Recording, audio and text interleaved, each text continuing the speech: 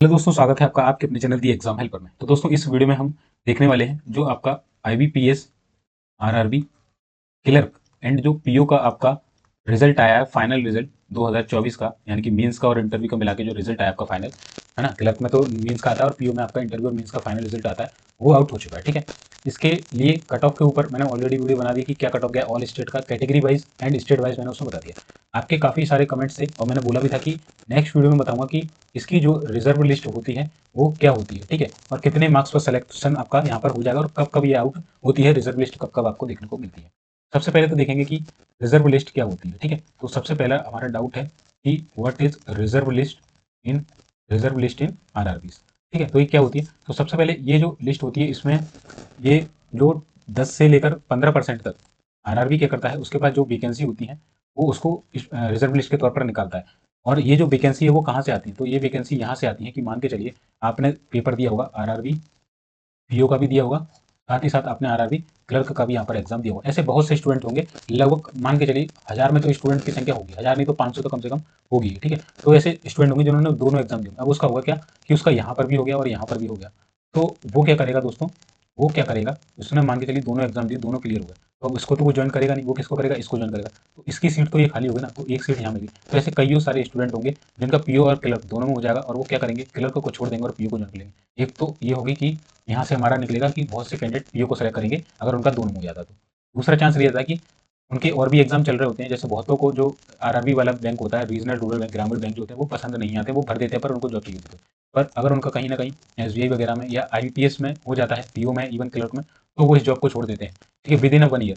तो वो क्या करते हैं, फिर वो वहाँ पर वेकेंट पोस्ट हो जाती है। बहुत से लोगों का किसी में एसएससी के डिपार्टमेंट में या अदर किसी पोस्ट में हो जाता है तो वो छोड़ते हैं, और बहुत से लोग को जॉब पसंद नहीं आती है तो इस कारण से वो छोड़ देते हैं। तो वो क्या होती है, वो सीट फिर वेकेंट हो जाती है।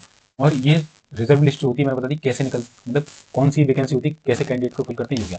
दूसरा, ये निकलती कब है, तो ये साल में कभी भी निकल सकती है, बट इसकी एक फिक्स डेट होती है जो कि हर साल होती है 31 दिसंबर उस साल का। यानी कि जैसे इस साल 1 जनवरी 2025 को रिजल्ट आया किसका, 24 वाले का, तो इसकी एक रिजर्व लिस्ट बनेगी 1 जनवरी 2025 को ही। रिजर्वेशन का एक कट ऑफ बताते हैं कि इतने कट ऑफ के बच्चों को सिलेक्ट किया जाएगा और उनके जो रिजल्ट आते हैं उसमें लिख के दे देते हैं कि आपका जो है आपको रिजर्व लिस्ट में रखा गया। तो वो क्लियर होगी 31 दिसंबर 2025 को। और उसके बाद इस रिजर्व जो भी कैंडिडेट जो 2024 की भर्ती वाले थे उनको यहाँ से हटा दिया जाएगा, यानी कि एक साल के लिए उनको रिजर्व लिस्ट में लिखा जाता है और वो 31 दिसंबर 2025 को निकाल दिया था। इसके दौरान कभी कभी क्या होती है कि ज़्यादा अगर पोस्ट खाली रहे हैं, पोस्ट ज़्यादा संख्या में खाली रहे हैं, तो वो बीच में भी निकाल सकते हैं। जैसे 2023 वाली जो वैकेंसी थी उसके लिए देखिए कब निकलना थी, अभी जो 2024 के दिसंबर में निकलना थी। ठीक है, यानी कि 2023 वाली भर्ती जिसका 1 जनवरी 2024 को रिजल्ट आया, उसकी रिजर्व लिस्ट लास्ट निकलती थी, लास्ट निकलनी थी 31 दिसंबर 2024, जो कि निकल गई।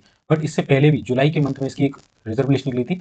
ठीक है, यानी कि बीच में भी इन्होंने निकाल दी थी। कभी भी अगर उनको ज़्यादा पोस्ट चाहिए बैंक्स को, आरआरबी को, तो बीच में भी वो क्या करते हैं, पोस्ट को नोटिफिकेशन के थ्रू वो आपका रिजल्ट निकाल देते हैं यहाँ पर। ठीक है, तो वो यहाँ पर निकाल दी थी इन लोगों ने। ओके, यहाँ से आपको समझ में आ रहा है ना क्या बोलना चाह रहा हूँ। तो वो यहाँ पर निकाल दी थी, जिसमें मेरे दोस्त का भी हो गया था जिसका नाम है विजयकांत। ठीक है, विजयकांत है, अगर आपको सैली स्लिप देखना है तो मैं दिखा दूंगा, आप नीचे कमेंट कर देना सैली स्लिप। ठीक है, आरआरबी क्लर्क में उसका हो गया था, जो जुलाई में उसका निकला था। ठीक है, जुलाई में रिजर्व लिस्ट निकली थी आरआरबी की क्लर्क की, तो उसमें उसका फाइनल यहाँ पर हो गया था, उसका रिजर्व लिस्ट में नाम था। ठीक है, तो ये इस तरीके से रिजर्व लिस्ट इसकी निकलती है कि क्या होती है, कैसे निकलती है, मैंने आपको पूरा बता दिया कब कब निकलती है। अब देख लेते हैं चलिए कि कितने मार्क्स पर यहाँ पर आपका सिलेक्शन होने की संभावना रहती है जब आरआरबी आपकी रिजर्व लिस्ट जारी करता है। तो यहाँ पर कुछ मिनिमम मार्क्स देता है आपको कि कितने नंबर पर आपको ये रिजर्व लिस्ट निकलेगी। ये देखिए, minimum scores online mean examination and interview out of 100 for the post of officer skill first annexure to notification dated 1/1/2025। इसकी रिजर्व लिस्ट निकलेगी। एक फिक्स डेट तो ये है 31 दिसंबर 2025, यानी एक साल का आपको वेट करना पड़ेगा लगभग लगभग। बट हो सकता है कि बीच में अगर उनको आरआरबी को लगता है कि बहुत ज्यादा संख्या में कैंडिडेट या पोस्ट हमारी बची हुई है तो बीच में भी वो निकाल सकते हैं कभी भी। ठीक है, तो अब देखिए ये रिजर्व लिस्ट इसी तरीके से आपके आईपीएस क्लर्क में भी होती है, एसबीआई क्लर्क में भी होती है, आईपीएस पीओ में भी होती है। ठीक है, आईपीएस पीओ और क्लर्क की जो रिजर्व लिस्ट है वो आती है 31 अप्रैल, सॉरी 31 मार्च। 1 अप्रैल को रिजल्ट आता है ना, तो 31 मार्च को उसकी रिजर्व लिस्ट आउट होती है। ठीक है, चलिए, तो अब देखिए reserve list subject to vacancy provide by RRBs and availability of the candidate. मैंने बोला कि जब जब अवेलेबिलिटी होगी तो वो ले लेगा, और फाइनल तो 31 दिसंबर को निकालना ही उनको, बीच में अगर जरूरत है तो वो ले लेंगे। अब देखिए यहाँ पर मिनिमम स्कोर्स अगर इतना है तो आपको यहाँ पर लिया जा सकता है। जैसे आंध्र प्रदेश में अगर कोई एससी का बच्चा है जिसके 40.82 मार्क्स है या इससे ऊपर है। अब देखिए आंध्र प्रदेश का कट ऑफ कितना गया मिनिमम, मैं आपको यहाँ पर दिखाता हूँ, 41.65। ठीक है, कितना गया 41.65। ओके, यहाँ पर देखिए इसका कट ऑफ कितना गया 41.65। ओके, तो 41.65 वाले को तो नंबर पर सिलेक्शन हो गया।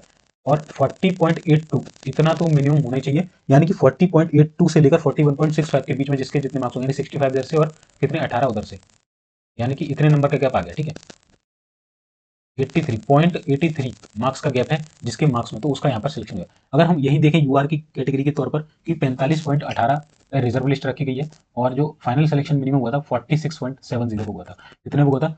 46.70।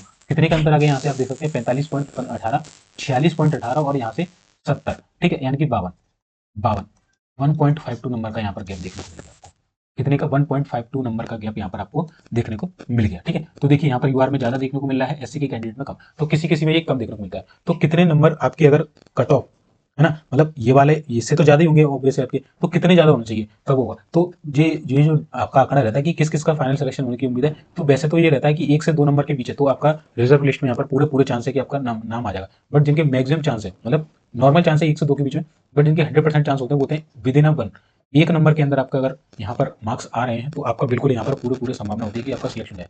पीओ के अगर सिनेरियो में देखो, क्योंकि पीओ की जॉब क्या होती है, बहुत कम लोग कैंडिडेट छोड़ते हैं, क्योंकि अगर क्लर्क और पीओ दोनों होता है तो पीओ की तो वो ले ही रहा है ना, बस छोड़ दो क्लर्क की रहा है।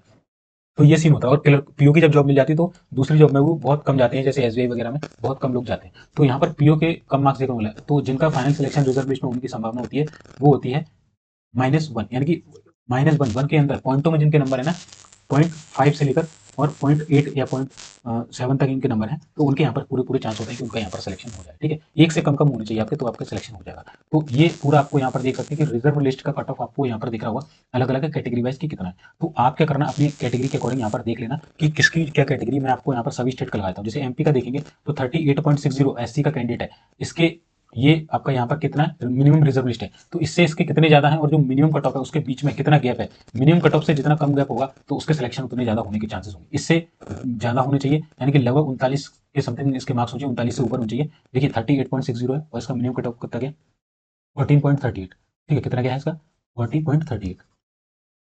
देख लो कितना गैप है मात्र इसमें। देखिए 2 नंबर से 2 नंबर के आसपास का गैप आपको देखने को मिल रहा होगा, है ना, 2 नंबर का, यानी लगभग 1 पॉइंट कितना हो गया 78 नहीं 78 नहीं, आपका 88 1.88 नंबर का यहाँ पर गैप आपको देखने को मिल रहा होगा। ठीक है, तो इतना यहाँ पर आपको गैप देखने को मिल सकता है। ठीक है, 0.12 नंबर ही कम है, लगभग 38.60 39.60 और 40.60 में कितना कम है आपका यहाँ पर, सॉरी 22 है, तो 78 हो गया आपका। ठीक है, 78 1 पॉइंट सॉरी हाँ 1.78 मार्क्स का यहाँ पर आपको गैप देखने को मिल गया, लगभग लगभग, है ना, मोटा मोटा। तो आप देख सकते हैं कि इतना भी गैप आपको देखने को मिल जाएगा। तो ये देख लीजिए, बट सिलेक्शन किसका होगा, जिसका 0.78 कम होगा ना उसका हो जाएगा यहाँ पर। जैसे 14 पॉइंट कितना था ये 38 था, है ना, 14.38 था, तो किसका सिलेक्शन होगा, जिसके मार्क्स एक तो 40 से ऊपर होंगे, 14.38 से नीचे, यानी कि 40 से ऊपर जिसके मार्क्स होंगे उसके, और जिसके 39.5 से ज्यादा होंगे उसके।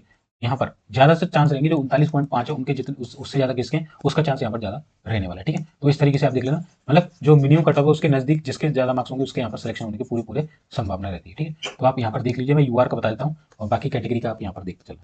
जैसे यहाँ पर अरुणाचल प्रदेश का 41.90 है, असम का 45.45 है, बिहार का यहाँ पर 47.22 है, छत्तीसगढ़ का 45.70 है, गुजरात का 39.70 है, हरियाणा का 49.58 है, हिमाचल प्रदेश का यहाँ पर देखिए 15.02 है। अभी मैं अरबी कलर का भी दिखाऊंगा, है ना। जम्मू एंड कश्मीर की बात करें 50.95 है, झारखंड की बात करें 47.60 है, कर्नाटका की बात कर ले तो 42.95 है, केरला की बात कर ले 48.92 है, एमपी की बात कर ले 45.88 है, महाराष्ट्र की बात कर ले 47.70, मणिपुर नॉट अवेलेबल है, मेघालय का 41.58 है, मिजोरम का 41.45 आपको यहाँ पर देखने को मिल रहा होगा। नागालैंड की बात करूँ 42.12 है, उड़ीसा की बात करूँ 47.48 है, पुडुचेरी की बात करूँ 46.70 है, पंजाब की बात करूँ 47.88 है, राजस्थान का, तमिलनाडु की बात करूँ 50 है, और तेलंगाना की बात करें तो 45.38 45.55 है, त्रिपुरा का, उत्तर प्रदेश की बात करें 44.40, उत्तराखंड की बात करें 46.58, वेस्ट बंगाल की बात करें तो 46.9। बाकी अपना अदर क्राइटेरिया आप लोग देख लेना, क्योंकि ऐसे बताऊंगा तो वीडियो काफी लंबी हो जाएगी। अब हम इसमें देख लेते हैं किसका, आपका जो आरआरबी क्लर्क है कि उसका यहाँ पर कितना हमें जो रिजर्व लिस्ट में नाम है कितने नंबर वालों का है। ठीक है, चलिए देखिए, ये तो मिनिमम स्कोर्स पे है। ठीक है, मैं आंध्र प्रदेश का आपको उठा के बताता हूँ कि क्या यहाँ पर आंकड़ा रहने वाला है। ठीक है, आंध्र प्रदेश के हिसाब से देखिए, यहाँ पर यूआर को मैं उठाता हूँ, कितना है 55.35 है, कितना है 55.35।